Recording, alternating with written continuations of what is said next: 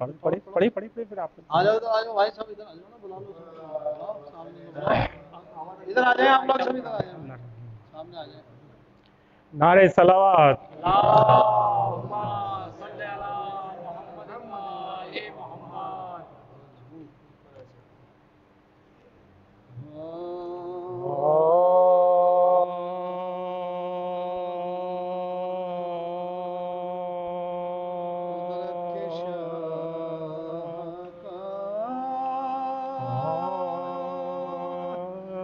इमाम नाम है कुदरत के शाहकार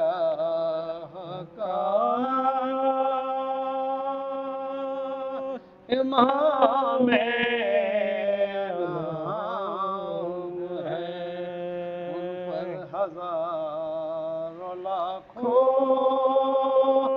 दरूदो सलाम है, उन पर हजारों लाखों दरूद पढ़िए, दरूदो सलाम है। ज़हरा के दोनों लाल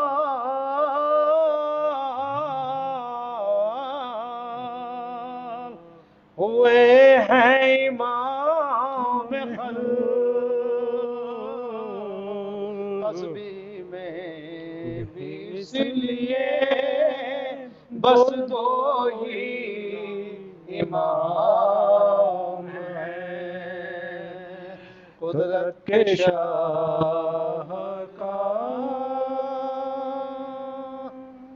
अल्लाहुम्मा सल्ली अला मुहम्मद व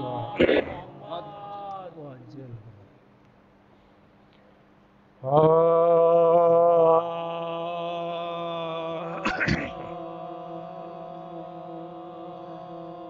भरी है सब्र के फूलों में ताज़गी, तुमने भरी है सब्र के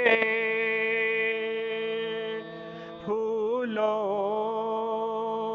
में ताज़गी, तुमने हुसैन दे दी हकीकत को जिंदगी, तुमने हर एक काम मोहब्बत की राह में आई, हर एक काम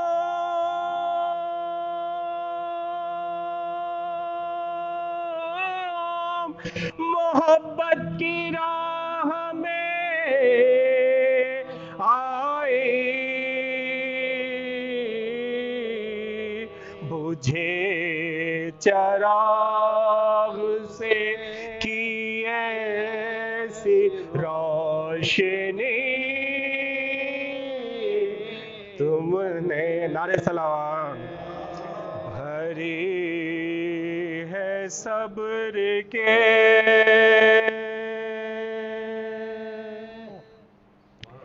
नारे सलवात। अल्लाहुम्मा सल्ली अला मुहम्मद व आले मुहम्मद।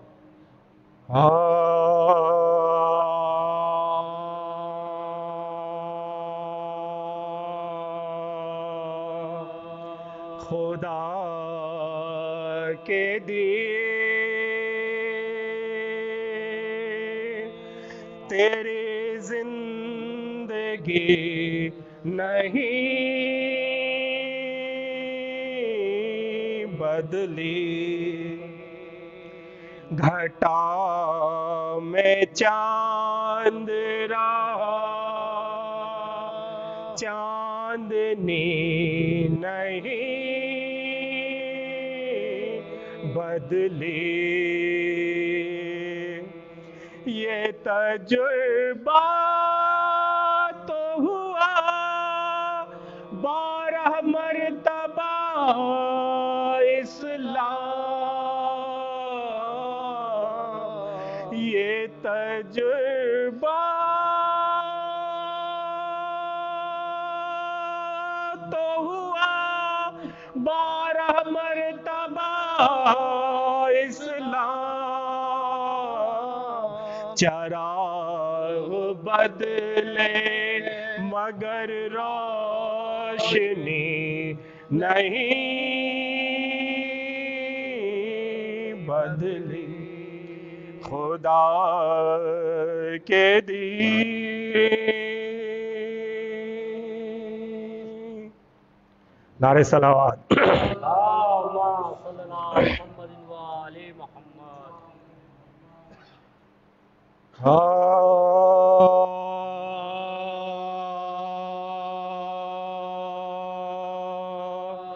وہ ہوں اہل فلک والے یا ہوں اہل جہاں والے، وہ ہوں اہل فلک والے یا ہو اہل جہاں والے، یہاں والوں سے کیا آنکھیں ملائیں گے وہاں والے، یہاں والوں سے کیا آنکھیں ملائیں گے وہاں، در زہرا سے اکثر آ گئے ہیں روٹیاں لینے، زمین والوں کے ٹکڑوں پر پلے آسماں والے، وہ ہو اہل فلک والے۔ نعرہ صلوات۔ اللہم صلی علی محمد و آل محمد۔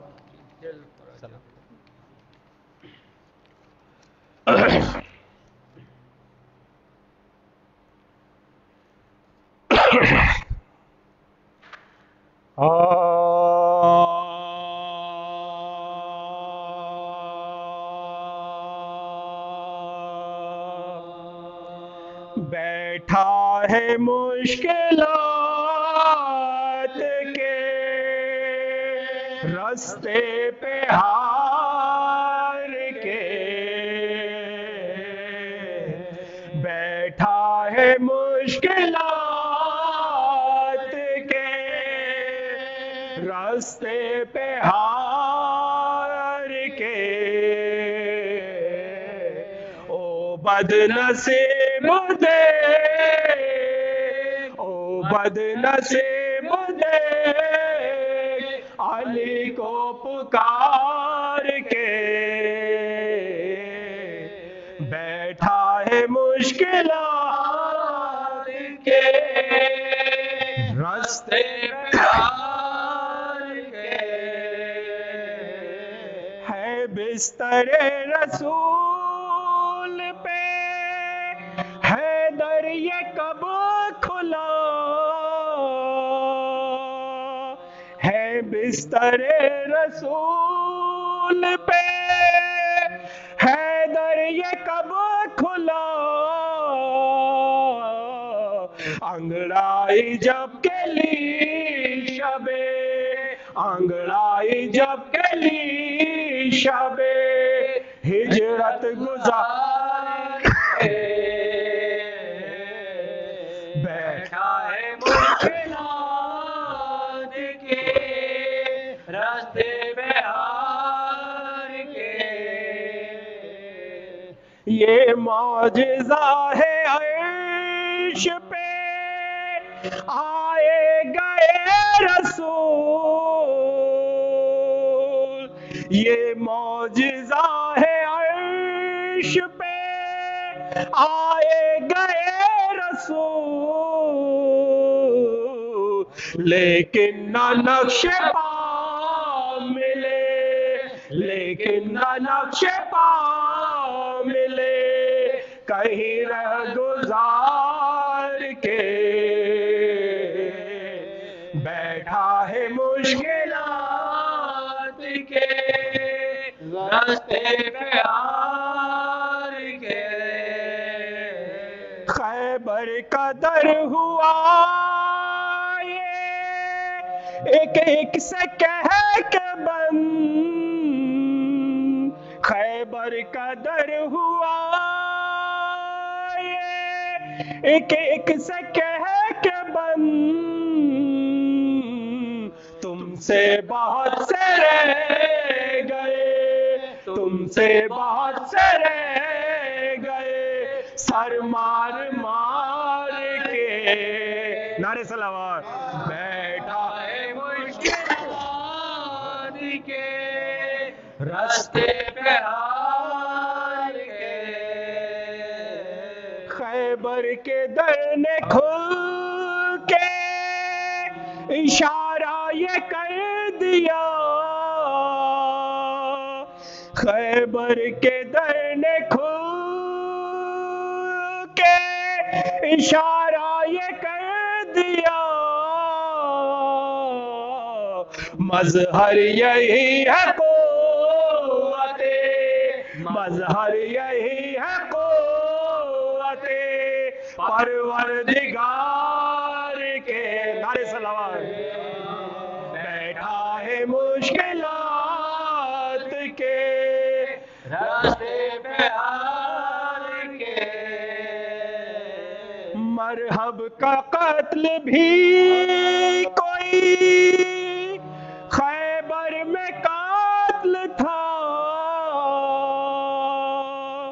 मरहब का कत्ल भी कोई खैबर में कातिल था, फेंका था जुल्फ़िकार का, फेंका था जुल्फ़िकार का सदका उतार के। नारे सलावत। फेंका था मुश्किलात के रास्ते पे हार के। अकबर तुम्हारा बाग जवानी उजड़ गया, अकबर तुम्हारा बाग जवानी उजड़ गया, लैला ने 4 दिन बिना, लैला ने 4 दिन बिना देखे बाहर के। बैठा है मुश्किलात के रास्ते पे हार के। असगर जिगर को थाम के रोती है फौज शाम, असगर जिगर को थाम के रोती है फौज शाम। तुम तीर खा के आए हो, तुम तीर खा के आए हो या तीर मार के।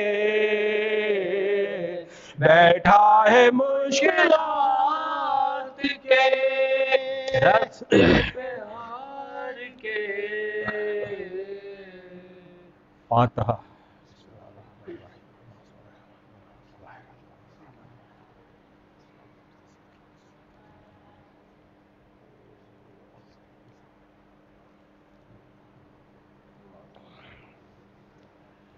एक सूरह फातिहा और मरहुमा इशरत ताहिरा बिनते अहमद हुसैन की रूह के सवाल।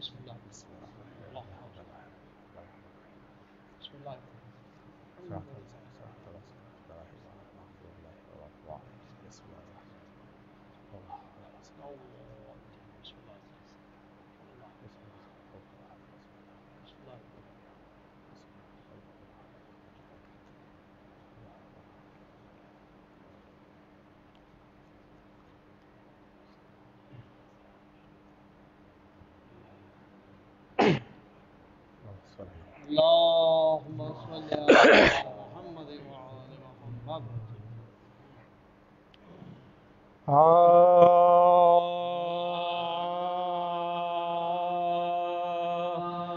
کربلا میں شہ والا کے حرم لٹتے ہیں، کربلا میں شہ والا کے حرم لٹتے ہیں، فاقہ کش تشنا دہن کشتائے غم لٹتے ہیں، دشت غم میں گرفتار ستم لٹتے ہیں، شور برپا ہے یہ رانڈوں میں کہ ہم لٹتے ہیں، شور برپا ہے یہ رانڈوں میں کہ ہم لٹتے ہیں، قتل وارث ہوئے سامان گرفتاری ہے، یا اولیاء کے وقت مددگاری ہے، یا اولیاء کے وقت مددگاری ہے، یہ فریاد کسی کے برادر دوڑو، کوئی چلاتی ہے عباس دلاور دوڑو، کوئی کہتے ہے تڑپ کر میرے دل پر دوڑو، اور ماں لٹی جاتی ہے دوڑو علی اکبر دوڑو، ماں لٹی جاتی ہے دوڑو علی اکبر دوڑو، دیکھو خوخار عدو برچھیاں دکھلاتے ہیں، تیغ کھینچو کہ لئی گھر میں گھسے آتے ہیں، تیغ کھینچو کہ لئی گھر میں گھسے آتے ہیں، اور ماں کی جانب سے تم ایسے ہوئے غافل میرے لا کہ نہ لٹنے کی خبر ہے نہ سیرے کا خیال، کب سے چلاتی ہے مادر تمہیں کھولے ہوئے پاؤں، اور رن سے آتے نہیں واری مجھے صدمہ ہے کمال، رن سے آتے نہیں واری مجھے صدمہ ہے کمال، اس مصیبت میں نہ آؤ گے تو کب آؤ گے، سر سے چادر میری چھن جائے گی تب آؤ گے، سر سے چادر میری چھن جائے گی تب آؤ گے، اور دھیان پردے کا بہت تھا تمہیں مجھ دکھیا کے، بولنے دیتے تھے گھر میں نہ کبھی چلا کے، آج اس ماں کا ذرا تو دیکھو آ کے، سر جھکائے ہوئے بلوے میں ہوں میں آدھا کے، سر جھکائے ہوئے بلوے میں ہوں میں آدھا کے، تم تو سوتے ہو خبر ہو تمہیں کیوں کہ بیٹا ہو زمین हमेशा तो समा जाए ये मादर बेटा हो हमेशा तो समा जाए ये मादर बेटा। मादर इब्ने हसन कहती थी पीट के सर मेरे कासिम तुझे ढूंढूं मैं ये आफत में किधर। अपने लुटने का तो कुछ गम नहीं है रश के कमर देख कर हाल दुल्हन का मेरा फटता है जिगर। देख कर हाल दुल्हन का मेरा फटता है जिगर।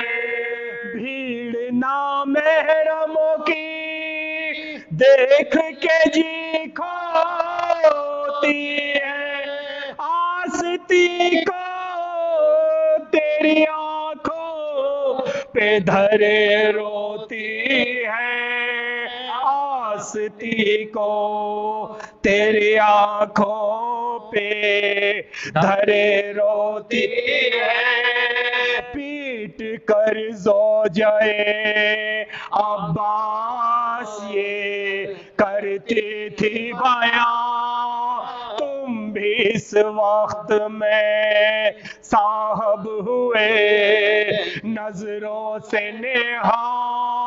रन में क्या करते हुए हैदर दर के निशान और यहाँ लुटी जाती है सरकार इमाम में दो जहां। यहाँ लुटी जाती है सरकार दो इमाम में दो जहां। हाथ से हाथ यतीमों के छूटे जाते भीड़ में दम मेरे बच्चों के घुटे जाते हैं। भीड़ में दम मेरे बच्चों के घुटे जाते हैं करबला में।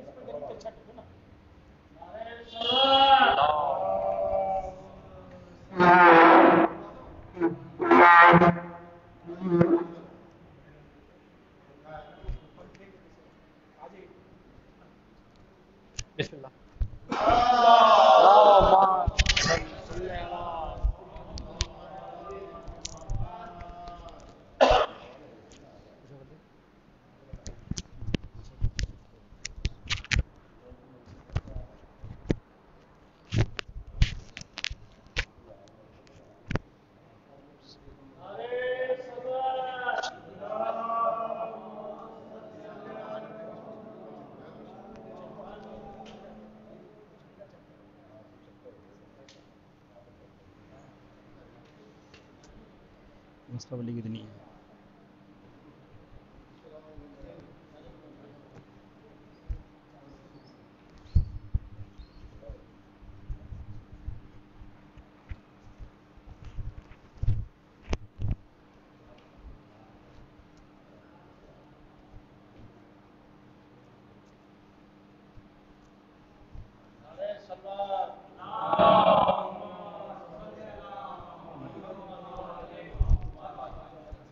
फातिहा।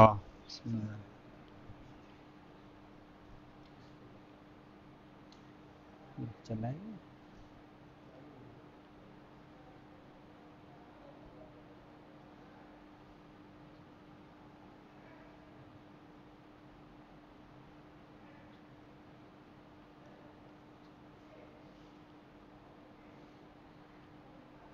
ایک بار سورہ حمد اور 3 مرتبہ سورہ توحید کی تلاوت فرما کر مرحومہ عشرت طاہرہ بنت احمد حسین کی روح کو احسان فرمائیں. بسم اللہ.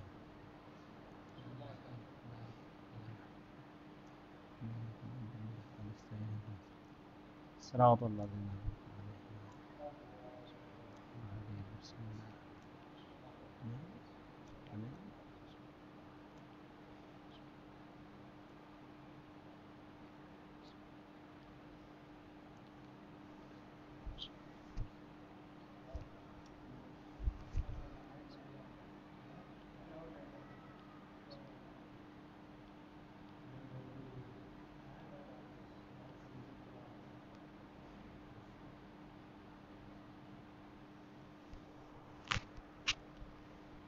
لا حول ولا قوة إلا بالله العلي العظيم. أعوذ بالله من الشيطان الرجيم. بسم الله الرحمن الرحيم. الحمد لله الذي هدانا لهذا وما كنا لنهتدي لولا أن هدانا الله. لقد جاءت رسل ربنا بالحق. ثم الصلاة والسلام على سيدنا ونبينا وشفيعنا ومولانا ومولى الثقلين ومحبوب رب المشرقين والمغربين وجد الحسن والحسين بالقاسم محمد.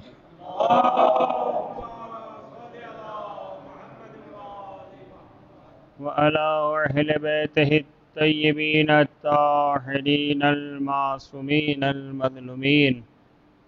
ولعنة الله على أعدائهم أجمعين. أما بعد فقد قال الله تعالى وتبارك في القرآن الحكيم. بسم الله الرحمن الرحيم. الذي خلق الموت والحياة ليبلوكم أيكم أحسن عملا. صلوات.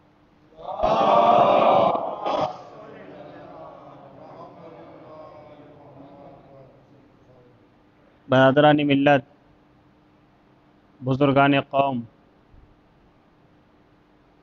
یہ برائے ایصال ثواب ایک مجلس چہلم جس کا انعقاد کیا گیا، انشاءاللہ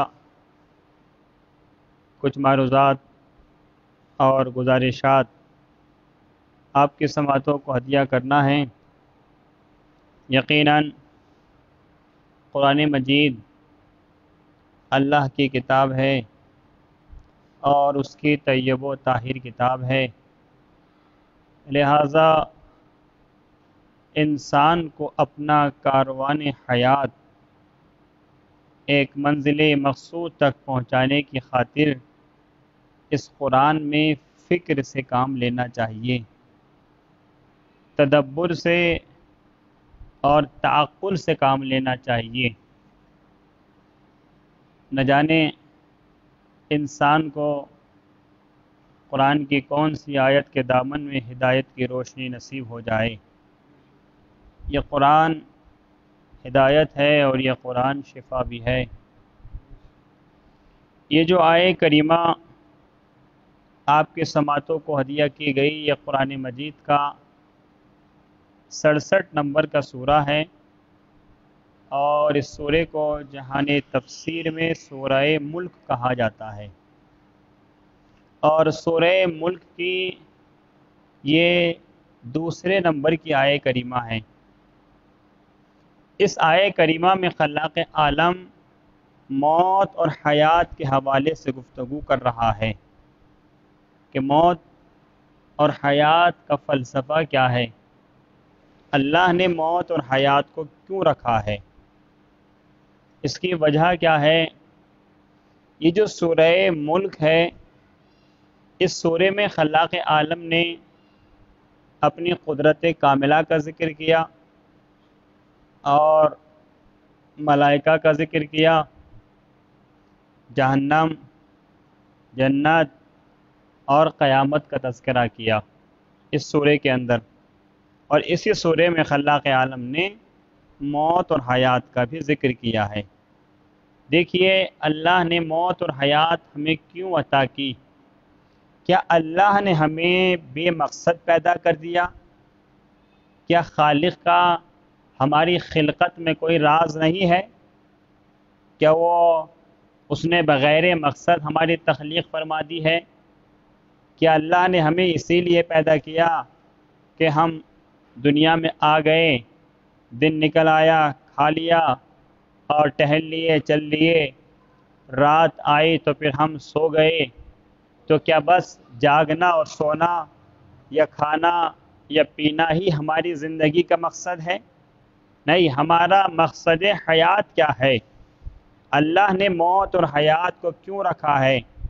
اللہ نے اسی سورے میں جواب دیا، اور اسی آیے کریمہ میں ارشاد اللہ نے فرمایا، الذی خلق الموت والحیات لیبلوکم ایکم احسن عملا۔ اللہ نے تمہیں حیات اور یہ موت اس لیے عطا کی ہے تاکہ اللہ تمہیں آزما لے۔ اللہ نے یہ زندگی کیوں عطا کی؟ تاکہ اللہ ہمیں آزما لے۔ کس چیز کا آزمائش کر رہا ہے اللہ؟ احسن عملا، کہ تم میں بہترین عمل کون کر رہا ہے۔ یہ جو ہماری زندگی ہے، یہ ہمارا چلنا بھی آزمائش ہے، یہ ہمارا پھرنا بھی آزمائش ہے، یہ ہمارا دیکھنا بھی آزمائش ہے، یہ ہمارا سو جانا بھی آزمائش ہے۔ یعنی اللہ نے جو ہمیں یہ حیات عطا کی ہے تو اس کی زندگی کا دیا ہوا ایک ایک لمحہ قیمتی ہے، ایک ایک لمحہ ہماری آزمائش کی جا رہی ہے، ایک ایک لمحہ۔ ایک صلوات پڑھے محمد و آل محمد پر۔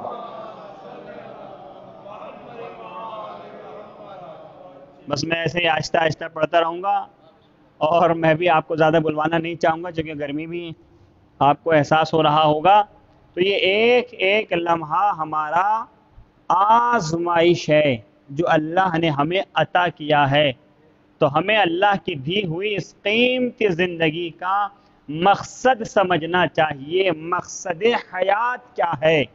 تو مقصد حیات یہی ہے احسن عملا، کہ تم میں دیکھ رہے ہیں، آزما رہے ہیں کہ تم میں سے بہترین عمل کون کر رہا ہے۔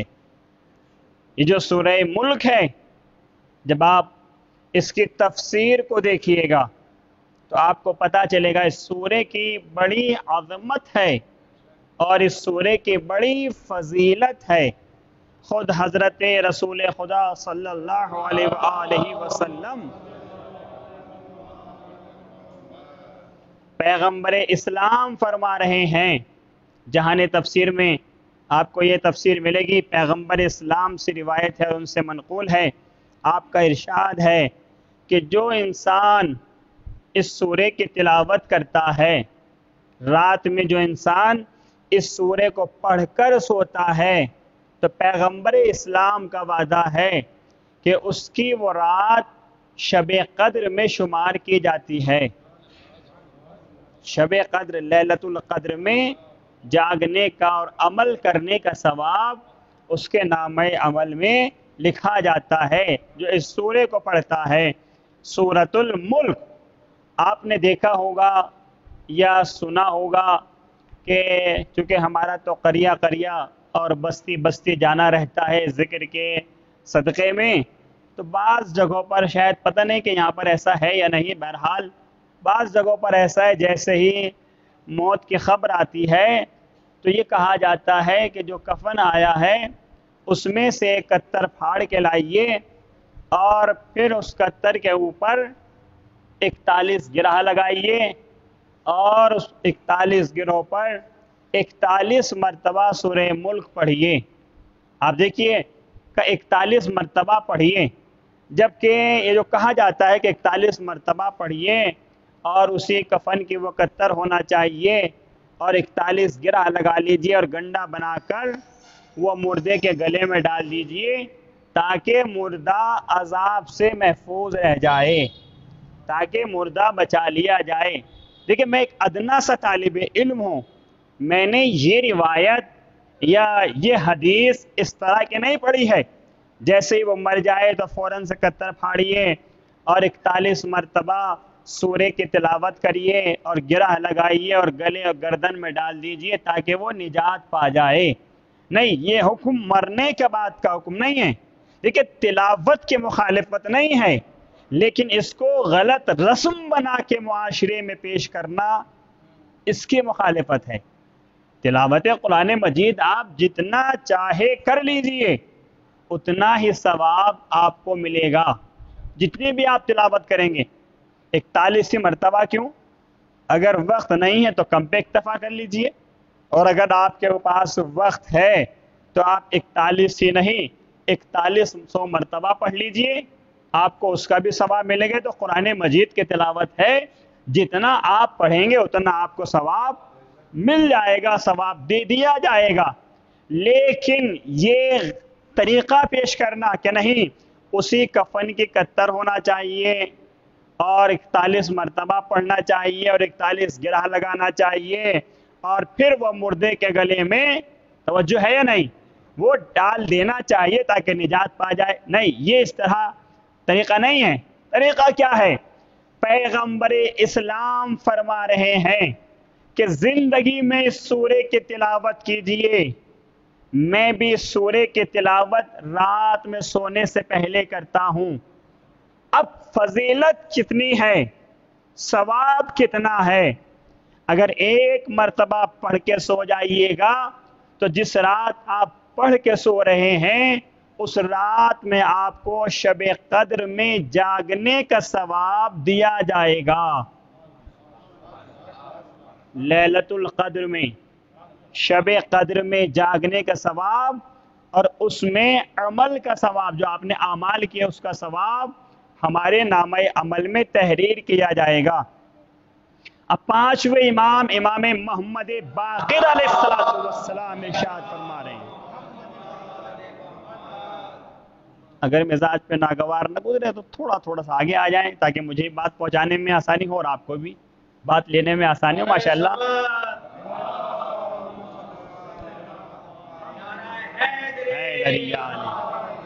اور نوجوان دیواروں کا سہارا نہ لیں، ابھی آپ سہارا بنیں، ابھی آپ سہارا بنائیے نہیں. الحمدللہ. تو کیا کہا؟ پانچویں امام محمد باقر علیہ السلام ارشاد فرما رہے ہیں، آپ نے ارشاد فرمایا کہ اے لوگو اس سورے کی تلاوت کیجئے. اس سورہ ملک کو میرے بابا زین العابدین صبح اور شام پڑھتے تھے. صبح کو بھی میرے بابا اس کی تلاوت کرتے تھے اور شام میں بھی میرے بابا زین العابدین اس سورہ ملک کی تلاوت کرتے تھے. پھر امام فرماتے ہیں کہ میں بھی عشاء کے بعد سونے سے پہلے بیٹھ کر اس سورے کی تلاوت کرتا ہوں. پانچویں امام کہہ رہے ہیں میں سورے کی تلاوت کرتا ہوں. اے میرے چاہنے والوں آپ بھی اس سورے کی تلاوت کرو. میں نے کہا مولا اے پانچویں امام، اے پانچویں فرزند رسول، آپ بتائیے کہ اگر ہم تلاوت کریں گے تو ہمیں فائدہ کیا ہوگا؟ تو اب امام نے فرمایا، امام کی زبان کے نکلے ہوئے جملے ہیں.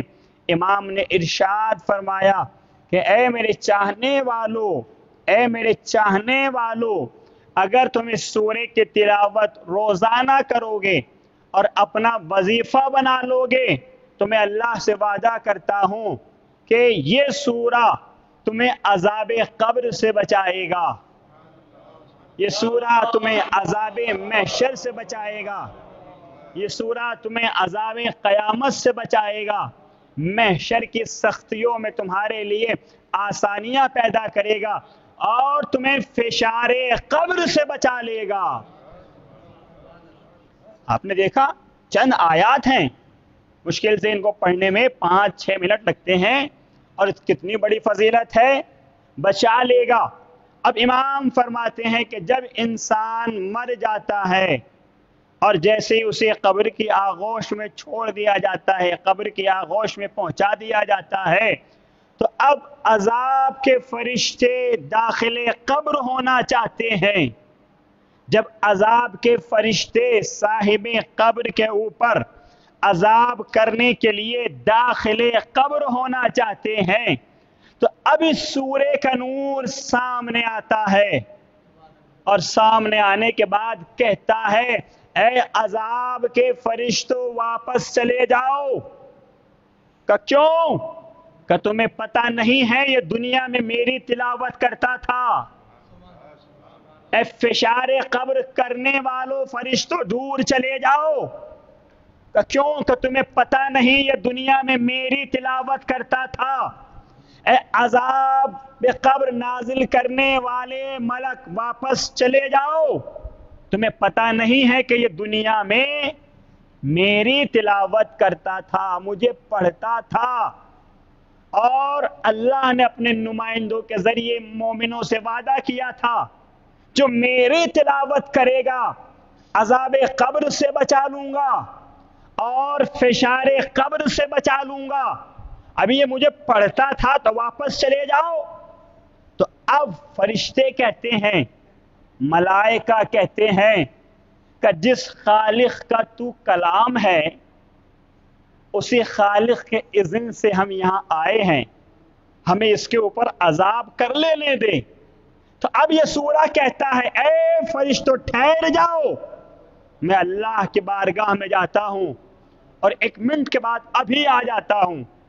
تو روایت کہتی ہے کہ فوراً سے اس سورہ کا نور اللہ کی بارگاہ میں حاضر ہوتا ہے اور حاضر ہونے کے بعد اللہ سے یہ سورہ کہتا ہے اے پروردگار عالم، تو نے وعدہ کرایا تھا کہ جو میری تلاوت کرے گا اسے فشار قبر سے بچاؤں گا۔ توجہ ہے یا نہیں؟ اب دیکھنا ہے کتنا سمجھا۔ اے پروردگار تو نے وعدہ کرایا تھا کہ عذاب قبر سے بچا لوں گا، تو اب جب میری یہ تلاوت کرتا تھا تو اسے فشار سے بچا، اسے عذاب سے بچا لے۔ تو اللہ کہتا ہے فرشتوں واپس آ جاؤ، جاؤ، میں نے اس سورے کی وجہ سے، اس سورے کی شفاعت کی وجہ سے صاحب قبر کو فشار قبر سے بچا لیا، اس کے گناہوں کو بخش دیا، اس کے عذاب کو دور کر دیا۔ ارے اب بھی سمجھ میں نہیں آیا؟ یہ ہے قرآن صامت، اہل بیت ہے قرآن ناطق۔ ارے جب چپ رہنے والا قرآن بخشوا سکتا ہے تو پھر بولنے والا قرآن علی۔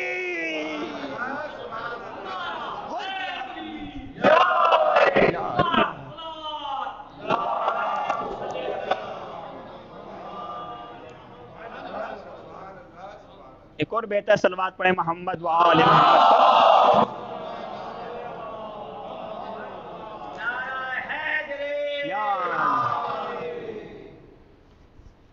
آپ نے غور کیا قرآن صامت اور قرآن ناطق کا فرق محسوس کیجئے اور محظوظ ہوئیے کہ جب چپ رہنے والا قرآن بخشوا سکتا ہے تو پھر آل محمد اور اہل بیت تو بولتا ہوا قرآن ہے، تو کیا علی ہمیں نہیں بخشوائیں گے؟ کیا حسن ہمیں نہیں بخشوائیں گے؟ احسن عملا، مگر تمہاری آزمائش ہو رہی ہے، تم جو دیکھ رہے ہو یہ دیکھنا بھی آزمائش ہے، یہ سن رہے ہو یہ سننا بھی آزمائش ہے۔ اب پڑھیے اس سورے کی 3 آیت، ارشاد ہوتا ہے الذی خلق 7 سماوات طباقا، اللہ نے یہ قدرت کاملہ اللہ کی کہ اللہ نے تے بتے ایک کے بعد ایک 7 آسمان خلق کیے، ایک کے بعد ایک 7 آسمان اللہ نے بنائے، مگر اس کے قدرت کاملہ کا میں انداز محسوس کیجئے، اس کی قدرت اور طاقت کو. دیکھیں آپ نے یہ لینٹر ڈالا، مگر یہ لینٹر روکنے کے لیے کتنی چیزوں کی ضرورت پڑی. جب تک آپ نے پلر کھڑے نہیں کر لیے، سریا، روڑی، بجر، ریت اور یہ پلر، اس کے بغیر آپ یہ لینٹر روک تو نہیں سکتے. لیکن اللہ کی قدرت دیکھیے، اللہ نے 7 آسمان بغیر پلر کے روک دیے. اس کی توحید کا اندازہ لگائیے. ایسا نہیں ہے، یہ تصور مت کریے گا کہ یہ 7 آسمان جو ہے ان کو ملائکہ اپنے ہاتھوں پہ روکے ہوئے کھڑے ہیں. کوئی کہتا ہے کہ ایک گائے یا بیل اپنے سینگوں پہ روکے ہوئے ہے. ایسا نہیں ہے. نہیں، بس اس نے اپنی قدرت کاملہ سے 7 آسمانوں کو ایک کے بعد ایک روکا ہوا ہے. محسوس کیجئے اللہ کی قدرت. نہ کسی پلر کی ضرورت، نہ سریے کی ضرورت، نہ روڑی بجر کی ضرورت، نہ کسی اور طاقت کی ضرورت. اللہ نے اپنی طاقت اور قدرت کاملہ سے 7 آسمانوں کو تیبت ایک کے بعد ایک روک دیا.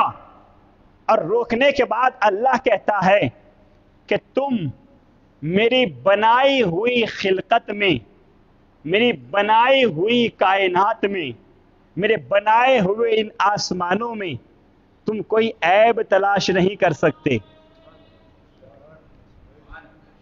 تم کوئی کمی تلاش نہیں کر سکتے. تم میرے بنائے ہوئے نظام میں کوئی کمی تلاش نہیں کر سکتے، کوئی عیب تلاش نہیں کر سکتے. یعنی کیسے؟ کیا عیب؟ کبھی آپ نے سنا یا کبھی آپ نے علماء سے دیکھا یہ کہتے ہوئے یا سنتے ہوئے کہ آج سورج 1 منٹ کی دیری سے نکلے گا؟ کبھی آپ نے سنا کہ آج رات 1 منٹ کی دیری سے نکلے گی؟ کبھی آپ نے سنا کہ آج دن نہیں نکل رہا ہے؟ کبھی آپ نے سنا کہ آج رات نہیں آئے گی؟ کبھی آپ نے سنا؟ بتائیے، تھوڑا ہاں ہوں کرتے رہیے. کبھی سنا کہ آج دن اس لیے نہیں نکلے گا چونکہ اللہ کا فرشتہ بیمار ہو گیا؟ آج رات نہیں آئے گی چونکہ ملائکہ آج آفس میں نہیں آئے؟ آج یہ نظام نہیں چلے گا چونکہ ملائکہ کو فیور ہو گیا؟ کبھی آپ نے سنا کیا سورج نہیں نکلے گا؟ کیوں؟ اللہ کہہ رہا ہے کہ تم ہمارے بنائے ہوئے نظام میں عیب تلاش نہیں کر سکتے. دیکھیں ہمیں جتنی معرفت ہوتی ہے، ایک صلوات پڑھے محمد وآل محمد پر.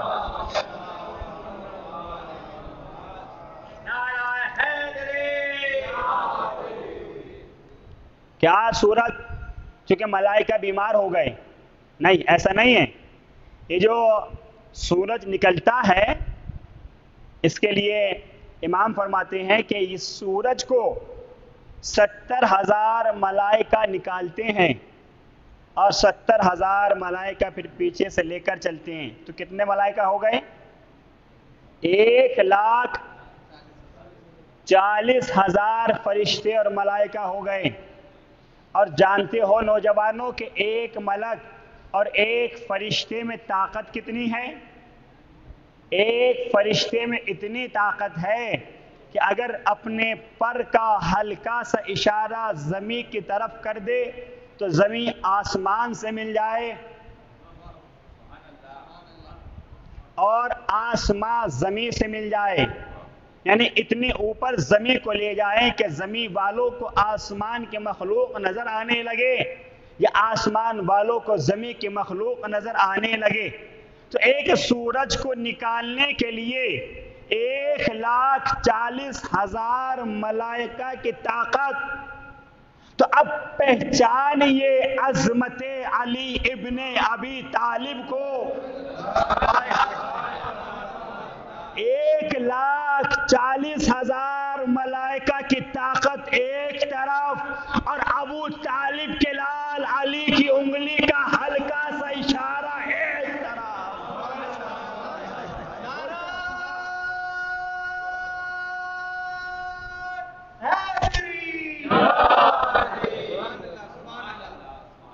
کیا انداز ہے اللہ کا. اللہ نے اپنی قدرت کاملہ سے ایک کے بعد ایک آسمان کو پیدا کیا اور پھر کہتا ہے ہل تری من فطور فرجع البصر.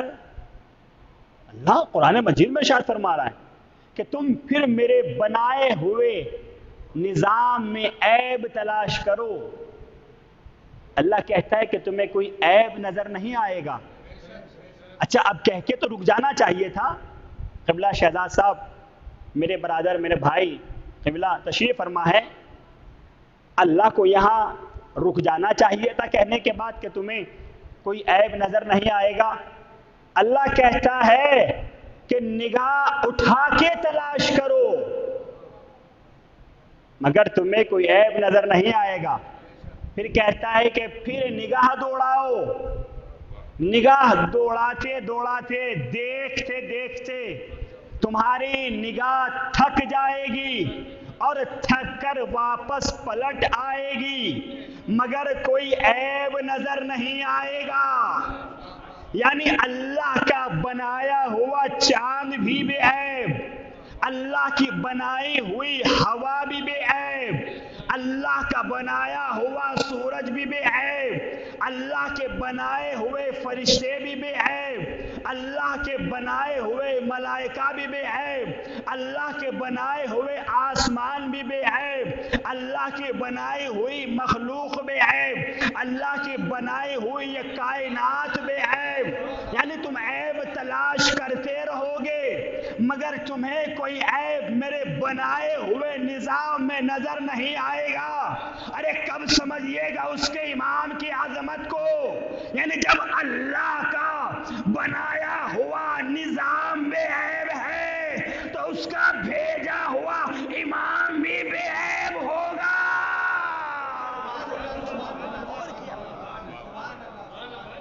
صلوات پڑھے محمد وعلیہ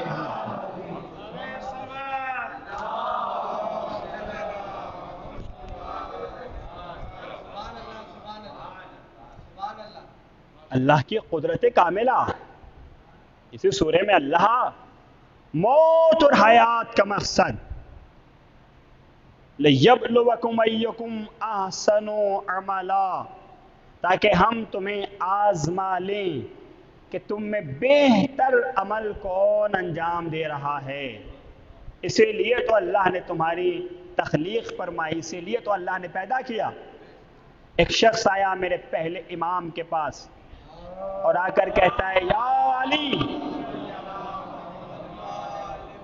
یا علی مجھے موت اور حیات کی تعریف بتا دیجئے کہ موت کسے کہتے ہیں اور حیات کسے کہتے ہیں. میرے مولا کائنات نے کہا کہ پہلے تم یہ بتاؤ کہ جب انسان دنیا میں آتا ہے تو وہ آتے ہی عمل کیا کرتا ہے. سوال کیا, کیا سوال کیا کہ موت اور حیات کی تعریف بتائیے, موت کسے کہتے ہیں. تو امام نے کیا سوال کیا, کہا پہلے یہ بتاؤ کہ دنیا میں آنے کے بعد ہر انسان کرتا کیا ہے. کہتا ہے مولا ہر انسان دنیا میں آنے کے بعد روتا ہے اور تو کچھ نہیں کرتا ہے. امام نے پھر سوال کیا, کہے چاہنے والے یہ بتا کہ روتا کیوں ہے, رونے میں کیا راز پوشیدہ ہے, رونے کا فلسفہ کیا ہے. آتے ہی انسان دنیا میں روتا کیوں ہے, کوئی بھی ہو, مالکی ہو, حنفی ہو, دیوبندی ہو, شافعی ہو, کسی بھی فرقے سے تعلق یا قوم قبیلے سے اس کا تعلق ہو, آتے ہی روتا ضرور ہے. اب چاہنے والا ہاتھوں کو جوڑ کے کہتا ہے مولا میری عقل محدود, میری خرد محدود, میرا علم محدود, آپ بتائیے کہ انسان دنیا میں آتے ہی روتا کیوں ہے. آپ نے بھی دیکھا ہوگا آپ کے مظاہرے اور مشاہدے میں بھی ہوگا کہ اگر انسان دنیا میں آئے تو اب گھر کے بزرگ کہتے ہیں کہ یہ بتائیے یہ رویا ہے یا نہیں، حتیٰ کہ ڈاکٹر بھی آ کے کہتا ہے کہ یہ بتائیے یہ رویا ہے یا نہیں ابھی تک۔ اگر آپ کہہ دیں کہ نہیں ڈاکٹر صاحب یہ ابھی تک نہیں رویا، تو ڈاکٹر کہتا ہے یا تو اس کی باڈی میں کوئی نہ کوئی ایسا حرکت کرتا ہے تاکہ یہ رونے لگے۔ میں نے کہا ڈاکٹر صاحب آپ اسے رلا کیوں رہے ہیں؟ برابر میں بیٹھا ہوا ایک بچہ رو رہا تھا، تو کہا کہ اسے خاموش کیجیے، اور جب دنیا میں آیا وہ رو نہیں رہا تھا، تو وہی ڈاکٹر صاحب کہنے لگے کہ اسے رلائیے۔ میں نے کہا ڈاکٹر صاحب ہم تو آپ ہی کو نہیں سمجھ پا رہے ہیں، یہ بیٹھا ہوا رو رہا ہے تو آپ کہہ رہے ہیں کہ اسے چپ کریے، اور یہ رو نہیں رہا ہے تو آپ کہہ رہے ہیں کہ اس کو رلائیے۔ اسے چپ کیوں کرایا جا رہا ہے اور اسے رلایا کیوں جا رہا ہے؟ کہ وہ دنیا میں آ چکا، یہ ابھی آیا ہے، اگر یہ روئے گا نہیں تو جیے گا نہیں۔ آئے ہائے میں کیا کہہ رہا ہوں، ذرا غور کریے گا کہ اگر یہ آج روئے گا نہیں تو پھر یہ جیے گا نہیں۔ میں نے کہا ڈاکٹر صاحب کیوں؟ کہ اگر یہ روئے گا تو پھر کل زندہ رہے گا، اور اگر آج روئے گا نہیں تو کل زندہ نہیں رہے گا، تو رونے کو بدعت بعد میں کہیے گا۔ جیتا وہی ہے جو رونا جانتا ہے۔ جیتا کون ہے؟ جیتا وہی ہے جو رونا جانتا ہے۔ اب مولا نے فلسفہ بتایا کہ جانتے ہو یہ آتے ہی انسان دنیا میں روتا کیوں ہے؟ کہ مولا بتائیے آتے ہی روتا کیوں ہے؟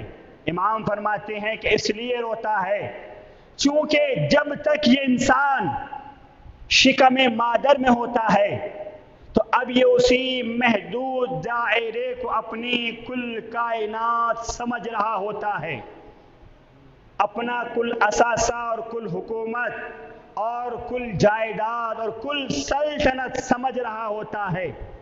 تو جب وہ پیدا ہوتا ہے تو یہ سوچ کے رو رہا ہوتا ہے کہ آج تو مر رہا ہے۔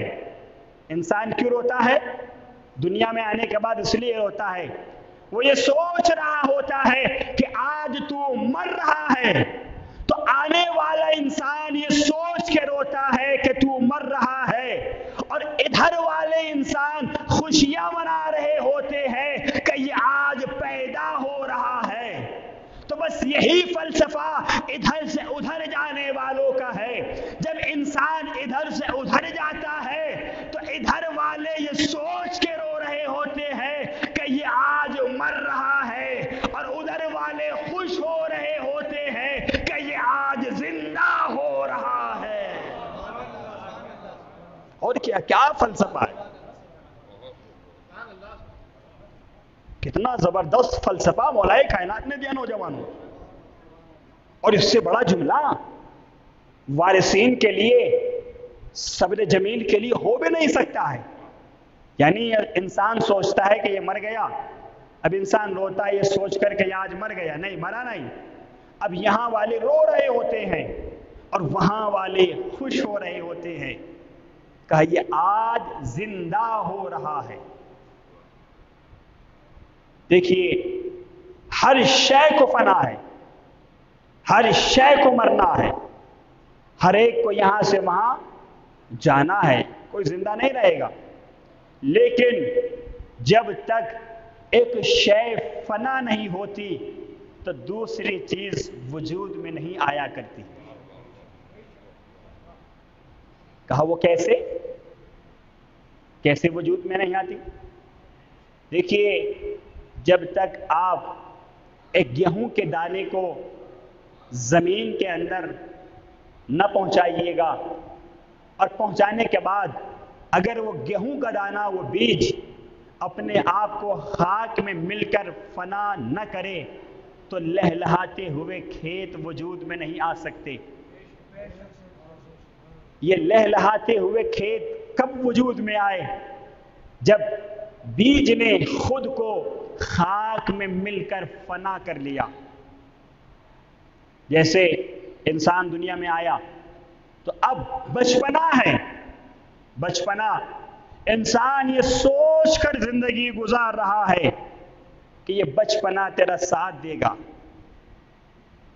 زندگی گزارتا رہا یہ سوچ سوچ کر، مگر یہ بچپنا ختم ہوا، بچپنے نے خود کو فنا کیا، تو بچپنا ہمیں حوالے کر گیا جوانی کے۔ بچپنا ختم ہوتا ہے تو انسان جوانی کے حوالے ہو جاتا ہے۔ تو ہم یہ سوچ کر زندگی گزار رہے تھے شاید یہ جوانی ہمارا ساتھ دے گی، مگر جوانی نے بھی جب خود کو فنا کر لیا تو یہ جوانی ہمیں حوالے کر گئی بڑھاپے کے۔ اب ہم یہ سوچ رہے تھے کہ شاید یہ بڑھاپا ہمارا ساتھ دے گا، مگر بڑھاپا بھی ہمارا ساتھ نہ دے سکا۔ اب یہ بڑھاپا ہمیں حوالے کر گیا موت کے۔ کہیں کے حوالے کر گیا؟ موت کے حوالے کر گیا یہ بڑھاپا۔ دیکھیے، پہلا بچپنا اور دوسرے جوانی اور تیسرے بڑھاپا۔ ہم سوچ رہے تھے کہ شاید پہلا باوفا نکلے گا، مگر پہلا بھی باوفا نہ نکلا، ہمیں دوسرے کے حوالے کر گیا۔ ہم سوچ رہے تھے کہ دوسرا ہم سے وفا کرے گا، مگر یہ تیسرے کے حوالے کر گیا۔ ہم سوچ رہے تھے کہ شاید یہ تیسرا ہم سے وفا کرے گا، مگر یہ تینوں کے تینوں اتنے غدار اور مکار اور بے وفا نکلے کہ ہمیں چوتھے کے حوالے کر گئے۔ جس چوتھے کو ہم سمجھتے تھے، جس موت کو ہم سمجھتے تھے، جس کو ہم بہت ہلکا سمجھتے تھے، وہ موت قبر میں ہمارے کام آئی، وہ محشر میں ہمارے کام آئی، وہ قیامت میں ہمارے کام آئی، ہر جگہ پہ ہمارے کام۔ تو آپ نے کسی سے نہ سنا ہوگا کہ بچپنا برحق، آپ نے کسی سے نہ سنا ہوگا کہ جوانی برحق۔ توجہ فرما لیجئے، آپ نے کسی سے نہ سنا ہوگا کہ بڑھاپا برحق، مگر چوتھے کے لیے سب سے سنا۔ پیغمبر اسلام نے بھی فرمایا کہ موت برحق ہے، موت برحق ہے۔ اور پھر ارشاد ہوتا ہے علی مع الحق والحق مع علی، حق علی کے ساتھ ہے اور حق علی کے ساتھ ہے۔ اب میں نے سوال کیا کہ اے پروردگار عالم، ذرا اپنی تعریف تو بتا دے، ذرا اپنا پہچان تو بتا دے، ذرا اپنی تعریف تو بتا دے کہ تو کسے کہتے ہیں۔ تو پروردگار عالم نے قرآن مجید میں ارشاد فرمایا لا الہ الا اللہ ملک الحق المبین، میں اللہ کھلا ہوا حق، میں اللہ حق ہوں، حق اور واضح حق، کھلا ہوا حق۔ تو پیغمبر اسلام نے فرمایا کہ حق علی کے ساتھ، علی حق کے ساتھ۔ تو اب یوں بھی کہا کریے کہ اللہ علی کے ساتھ ہے، علی اللہ کے ساتھ۔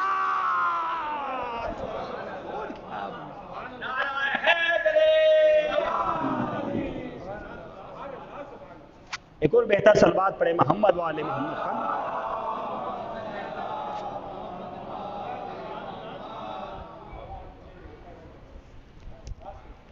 موت اور حیات، اس کا فلسفہ کیا ہے؟ پڑھے لکھے افراد الحمدللہ تشریف فرمائے اور قدر کریں گے، اور بہت آسان سے لفظوں میں خطابت کر رہا ہوں تاکہ سب کی سمجھ میں یہ بات آ جائے۔ موت اور حیات کی پہچان کیا ہے؟ مثلا ہم جا رہے تھے اپنے دوست کے ساتھ، تو راستے میں دریا آیا۔ جب دریا آیا تو ہم نے کہا ذرا گاڑی روکیے اور ذرا دریا کے برج اور فلائی اوور پر پل پہ کھڑے ہو کر ذرا دریا کا نظارہ کرتے ہیں۔ تو ہم کھڑے ہو گئے تو ہم نے دیکھا کہ دریا کے اندر ایک بہتی ہوئی لاش، یہ میت چلی آ رہی ہے۔ دریا کے اندر کوئی انسان بہتا ہوا چلا آ رہا ہے۔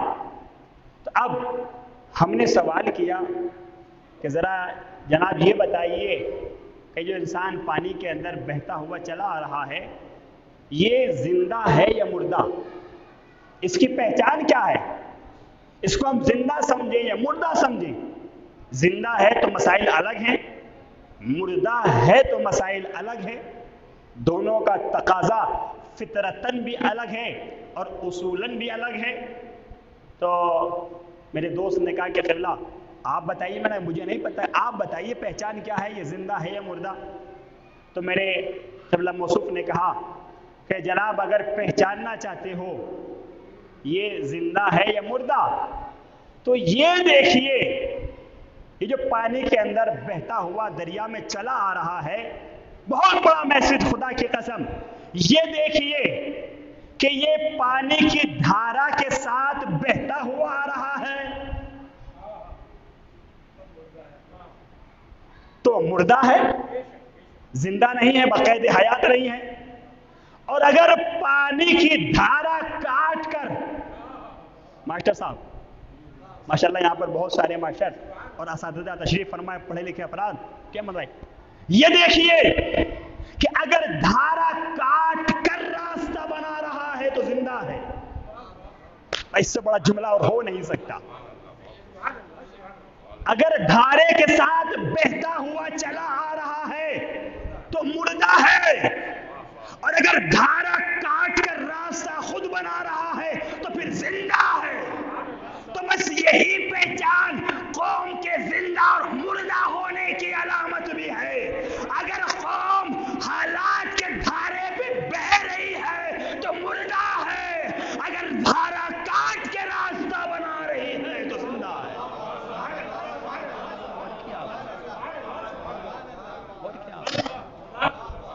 صلوات پڑھے محمد وآل محمد پر۔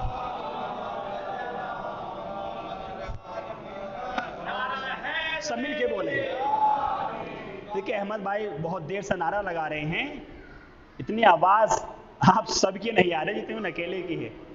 سب مل کے جواب دیں نوجوانوں، حیدری حیدری حیدری بیدار۔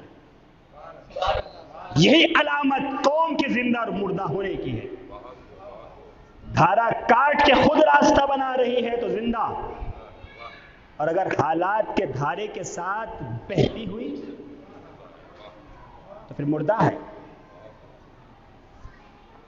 فلسفہ موت اور حیات تاکہ آزما لیں۔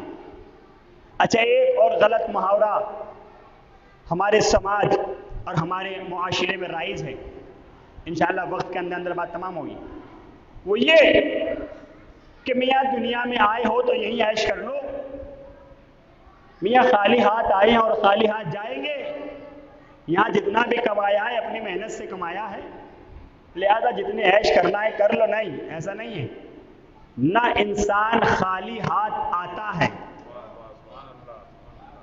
اور نہ خالی ہاتھ انسان یہاں سے وہاں جاتا ہے۔ جب جاتے ہو تو یہ تم پہ ڈیپینڈ کرتا ہے کہ کیسے جا رہے ہو۔ چاہو تو سب ساتھ لے جاؤ، کیا بات ہے۔ جب منصبیہ عربی کالج میرٹھ جو موجود ہے، ایک عیسائی آیا تھا اور اس نے معائنہ کیا کہ اتنی بڑی پراپرٹی، گھنٹہ گھر سے لے کر منصبیہ تک کئی کلومیٹر میں کو اس کی پراپرٹی، اس میں ساری دکانیں۔ تو کہا کہ اس کا مالک کون؟ کفلا منصب علی خان۔ کہ اچھا زندہ ہے کہ نہیں مر گئے؟ مر گئے۔ کہ پھر اب کون؟ کہ جناب وہ تو اپنی زندگی میں ساری اپنی پراپرٹی وقف کر گئے راہ خدا میں۔ تو قلم اٹھایا اور لکھا کہ اس سے ہوشیار آدمی نہیں تھا، یہاں کچھ چھوڑا نہیں، سب ساتھ میں لے گیا۔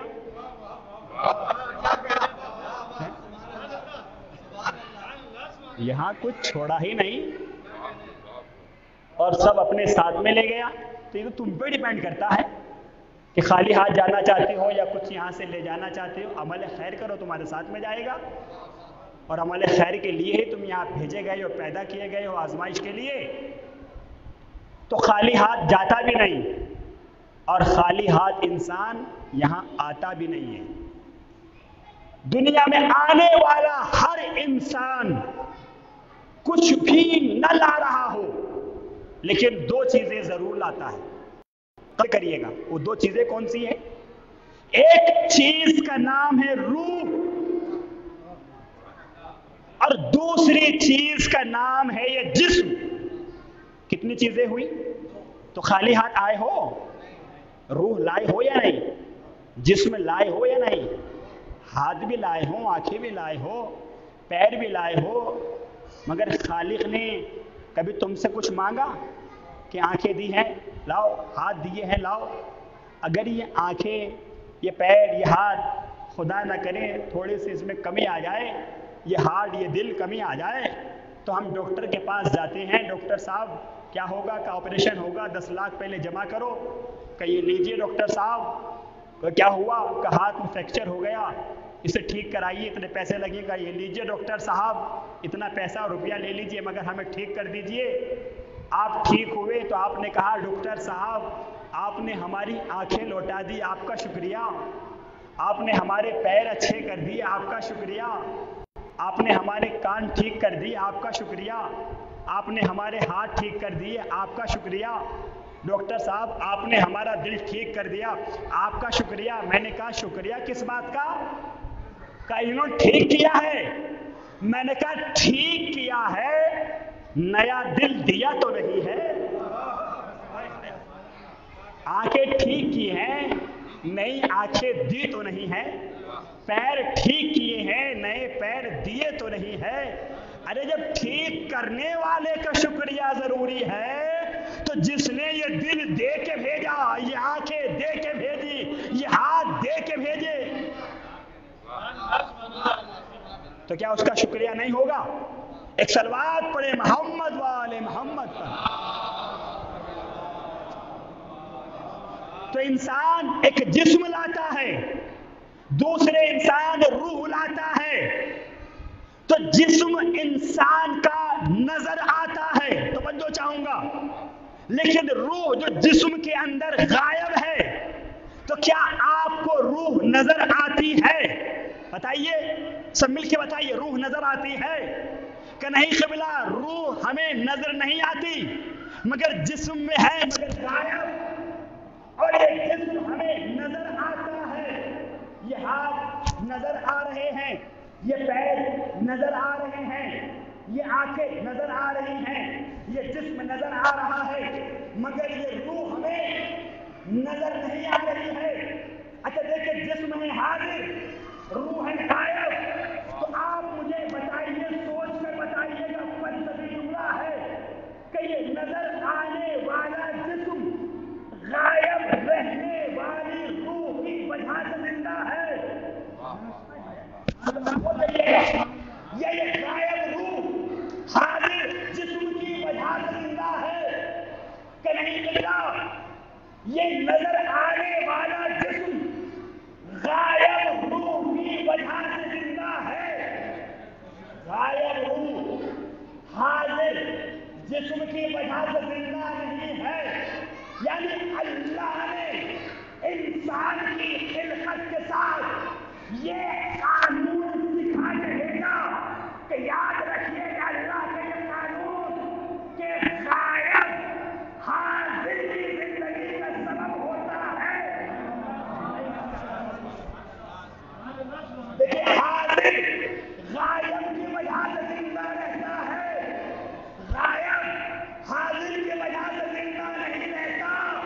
جب یوں سمجھیے گا، یہ کائنات حاضر ہے، میرا امام غائب ہے، یہ حاضر کائنات غائب امام کی وجہ سے ہے۔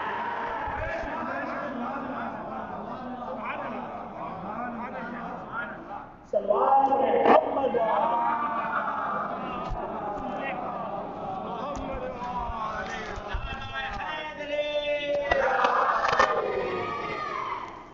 اسلام کی امام زمانہ صلوات۔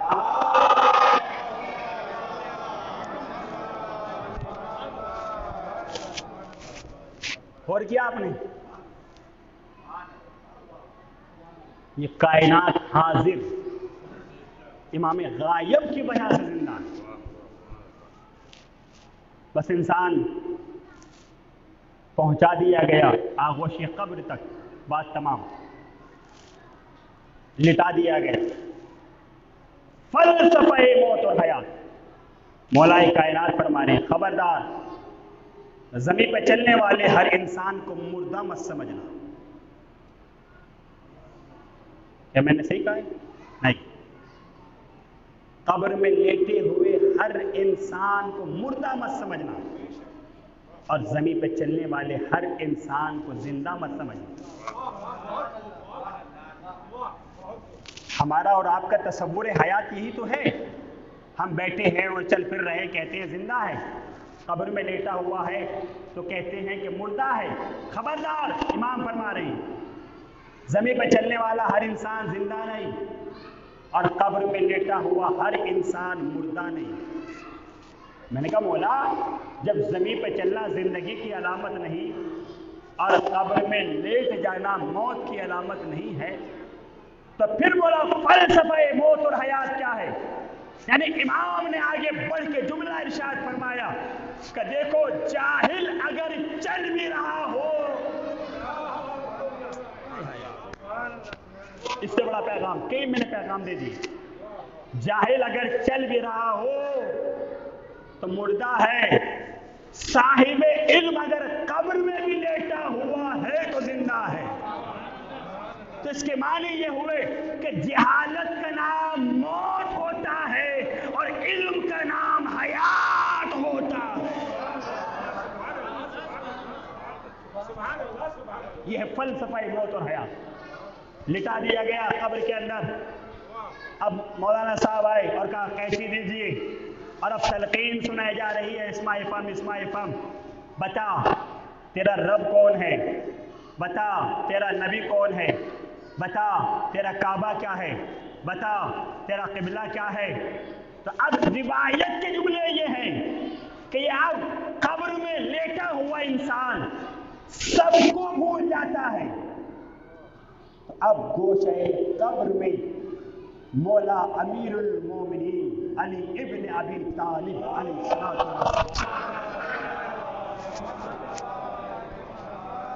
امام کا نور قبر میں آتا ہے، چاہے مومن اور چاہے منافق، اس کے قبر میں آتا ہے. اسی لیے بتانے کے لیے شاید. تو جیسے انسان اللہ کو بھولتا ہے تو مولا کائنات اشارہ کر دیتے ہیں کہ گھبرا مت، پریشان مت ہو، کہہ دے ربی اللہ، میرا رب اللہ ہے. نبی کو بھولتا ہے تو میرے مولا علی اشارہ کر دیتے ہیں ارے گھبرا کیوں رہا ہے، کہہ دے کہ میرا نبی محمد مصطفیٰ ہے. ارے کتاب کو بھول رہا ہے، کہہ دے میری کتاب قرآن مجید ہے.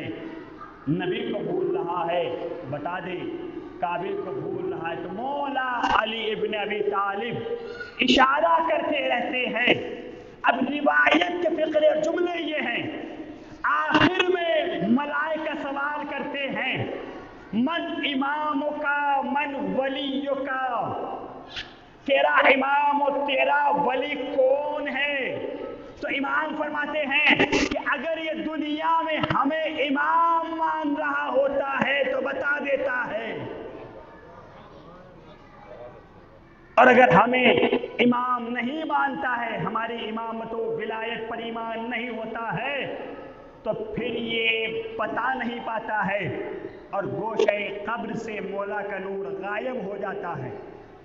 اب میں نے عالم تصور میں نجف اشرف میں جا کر اپنے امام کی دہلیز پہ اپنی پیشانی کو خم کیا اور خم کر کے مولا سے سوال کیا. آخری جملہ بات تمام. مولا یہ بتائیے کہ یہ قبر میں آنے والا اللہ کو بھولا تو آپ نے بتایا، یہ نبی کو بھولا تو آپ نے بتایا، یہ کعبے کو بھولا تو آپ نے بتایا، یہ قبلے کو بھولا تو آپ نے بتایا، یہ قرآن کو بھولا تو آپ نے بتایا. یہ جب آپ کو بھولا یا علی، جب یہ قبر میں لیٹا ہوا آپ کو بھولا تو پھر آپ نے کیوں نہیں بتایا کہ میں علی کائنات کو یہی تو بتا رہا ہوں، میں ابو طالب کا لال علی کائنات کو یہی تو بتا کہ اگر سب کو بھول گئے تو علی بتانے والا موجود ہے، اگر علی کو بھول گئے تو کوئی بتانے والا نہ آئے گا۔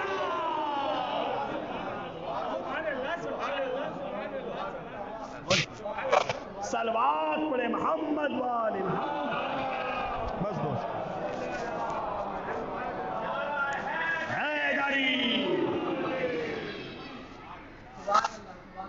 دوستو یہ فلسفہ موت اور حیات، لِیَبْلُوَکُمْ أَیُّکُمْ أَحْسَنُ عَمَلًا، تاکہ ہم تمہیں آزما لیں کہ تم میں بہتر عمل کون کر رہا ہے۔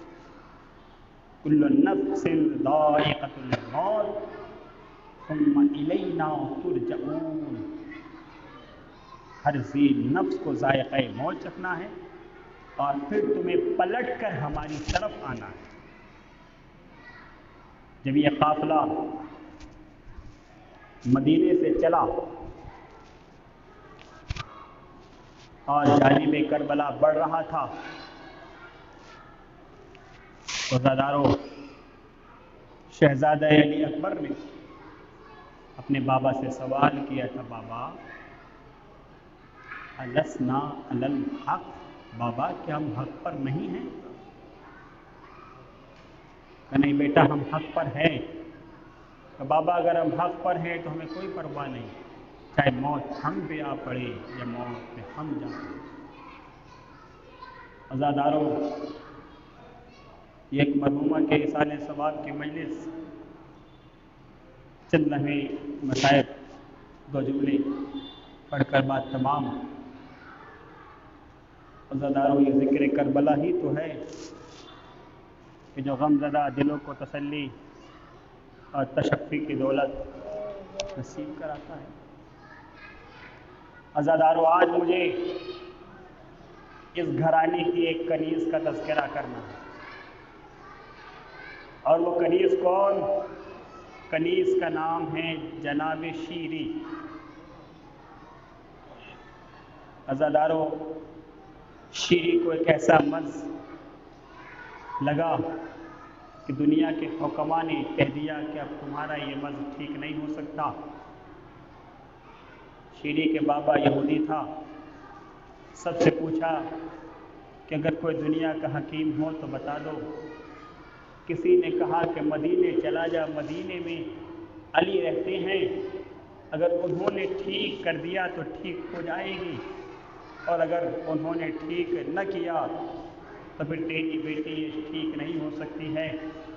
مدینے میں آیا، آگے کہتا ہے یا علی میں تمہارا نام بہت دور سے سن کے آیا ہوں اور میری بیٹی بیمار ہے، میری بیٹی کے لیے کوئی نسخہ یا کوئی وظیفہ بتا دیجئے، بس اتنا سننا تھا۔ تصور کریے گا، تصور رلائے گا عزاداروں۔ مولا کائنات نے حسین کو بلایا اور ایک برتن، ایک کاسے میں پانی منگایا اور کہا اے میرے لال حسین بس تم اس پانی پر اپنا ہاتھ لگا دو۔ حسین نے اس پانی کو مس کیا اور وہ مس شدہ پانی علی نے اس یہودی کو دے دیا کہ جاؤ جا کر یہ پانی اپنی بیٹی کو پلا دینا اور تمہاری بیٹی ٹھیک ہو جائے گی۔ عزاداروں ایسا ہی کیا، شیری کو شفا نصیب ہو گئی۔ امام کی بارگاہ سے جب جناب شیری نے محسوس کیا کہ میں ٹھیک ہو چکی ہوں تو کہا بابا جہاں اتنا احسان کیا ہے وہاں ایک احسان اور کر دیجئے، یہ بتائیے کہ یہ پانی کہاں سے لائے ہو؟ کہ مدینے میں حسین ہے، انہوں نے یہ پانی دیا۔ کہ بابا اگر ہو سکے تو ایک بار مجھے ان کی زیارت کرا دیجیے۔ عزاداروں شیری امام کے پاس آئی اور آنے کے بعد امام سے کہتی ہے مولا مجھے کچھ نصیحتیں اور وصیتیں فرما دیجئے، میں آپ پر ایمان لاتی ہوں۔ امام نے کہا شیری اگر ایمان لا چکی ہو تو جاؤ زینب کے پاس چلی جاؤ، جاؤ شیری زینب کے پاس چلی جاؤ۔ جناب شیری جناب زینب کے پاس آئی اور آ کے کہتی ہے بی بی میں آپ کے بھائی پر ایمان لا چکی ہوں، مسلمہ ہو چکی ہوں، اگر ہو سکے تو مجھے کچھ وصیت فرما دیجیے، مجھے کچھ سکھا دیجیے۔ جناب زینب نے کہا شیری اگر ہم سے کچھ سیکھنا چاہتی ہو تو پردہ سیکھ لو۔ اللہ اکبر، اگر ہم سے کچھ لینا ہی ہے تو پردہ لے لو۔ اور میں تمہیں ایک نصیحت اور وصیت کرتی ہوں کہ دیکھو اگر کبھی کچھ قیدی تمہارے گھر کے باہر آ کے ٹھہر جائیں تو ان قیدیوں کو اپنے گھر میں جگہ دے دینا، اجرکم اللہ۔ عزادارو، یہی وہ شیری ہے کہ جو امام کے کنیزی میں تھی۔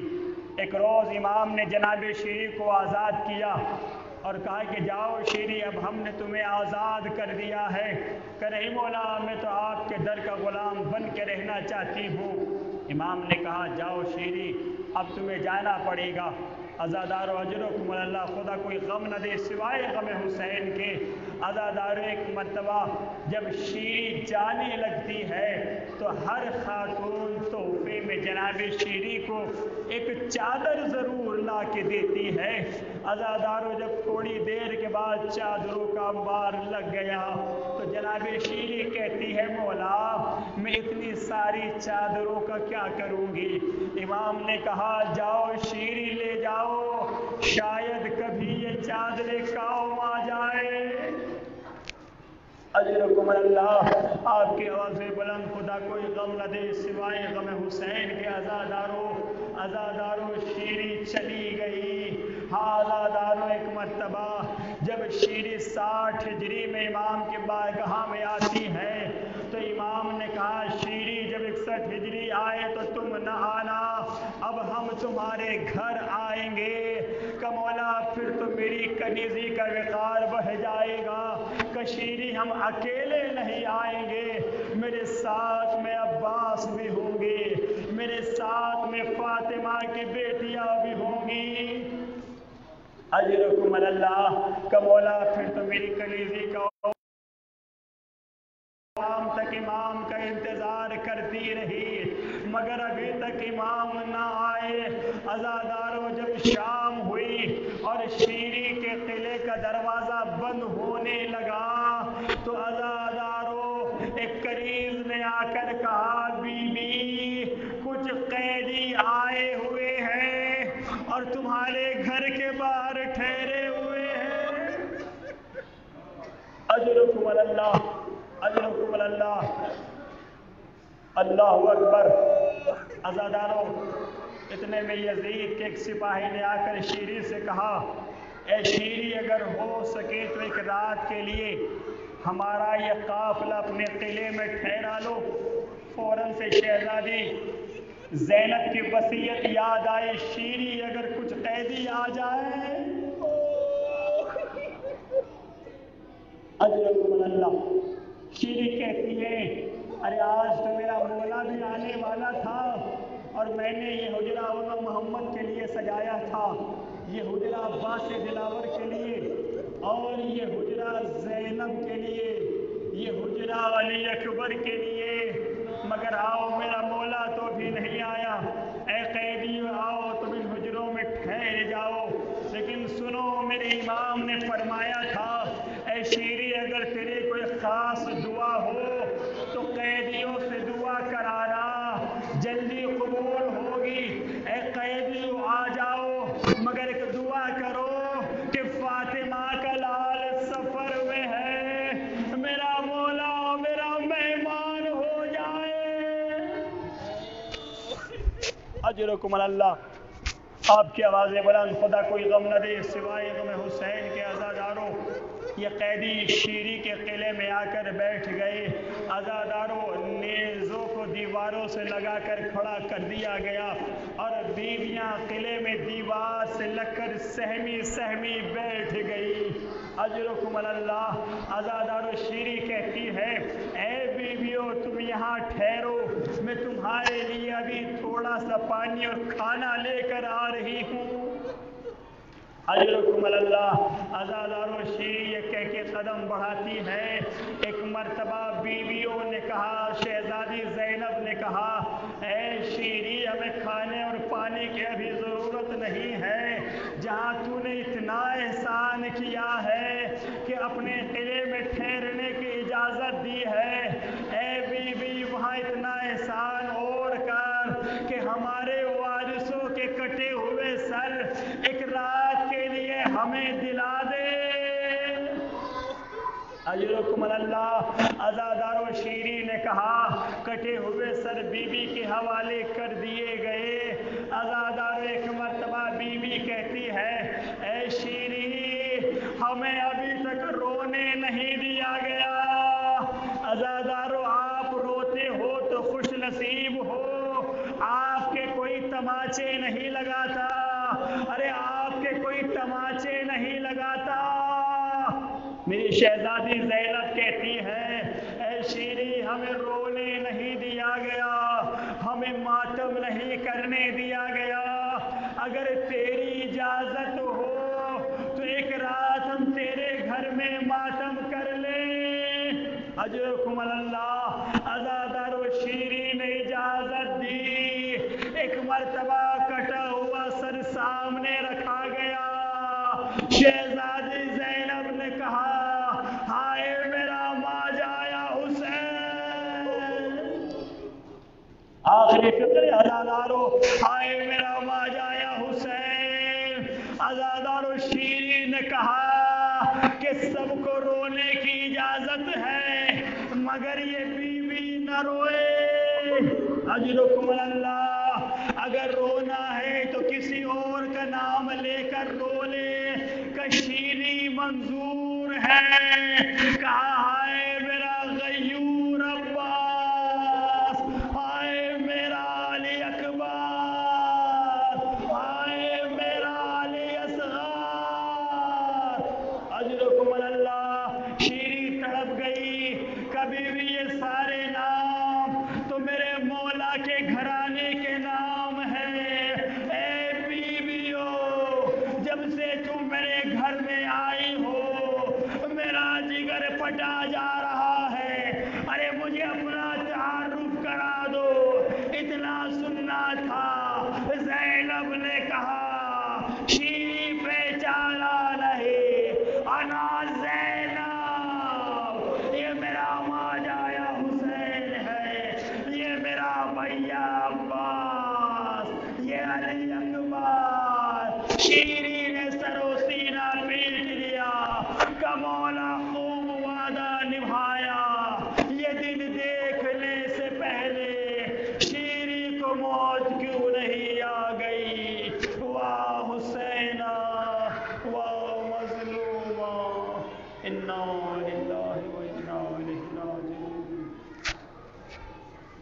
اللہ چاند کے وسیلے سے ان آوازوں پر رحمت برکت نازل فرما، مزار مقدسہ کا تحفظ فرما، علماء ربانی کی حفاظت فرما، مرحوم کے درجات میں بلندی عطا فرما، مرحومہ کی مغفرت فرما، اور مولا چاند معصومین کے وسیلے سے آباد بھائی کو اور ان کے بچوں کو اور جملہ وارثین اور جملہ اقارب کو صبر جمیل کی دولت عطا فرما، امام کے ظہور میں تعجیل فرما۔